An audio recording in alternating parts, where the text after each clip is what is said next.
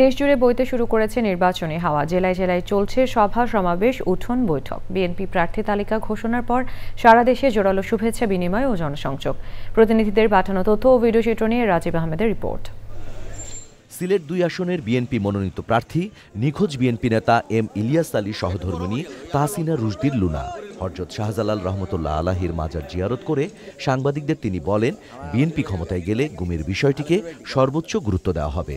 আগামীতে যদি ইনশাআল্লাহ বিএনপি সরকার গঠন করে, অবশ্যই এই গুমের বিষয়গুলোকে সর্বাধিক গুরুত্ব দিয়ে অপরাধের তদন্ত এবং তদন্তের মধ্যে দোষী ব্যক্তিদের উপযুক্ত শাস্তির ব্যবস্থা করবে। রংপুরে ৬টি আসনে প্রার্থীদের নাম ঘোষণার পর প্রচারে নেমেছেন বিএনপি প্রার্থীরা। মাওলানা কেরামত আলী জৈনপুরীর মাজার জিয়ারত করে নির্বাচনী প্রচার কাজ শুরু করেছেন রংপুর ৩ সদর আসনের প্রার্থী মহানগর বিএনপির আহ্বায়ক শামসুজ্জামান সামু।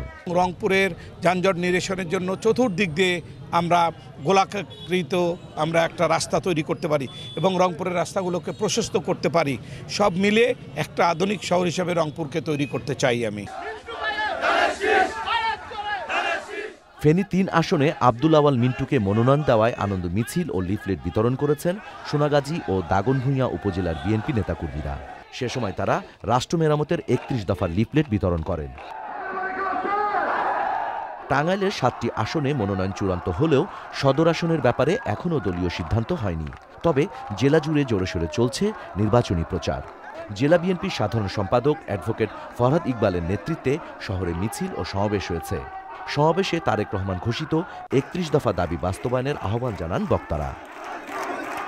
Rajib Ahmed, Channel I.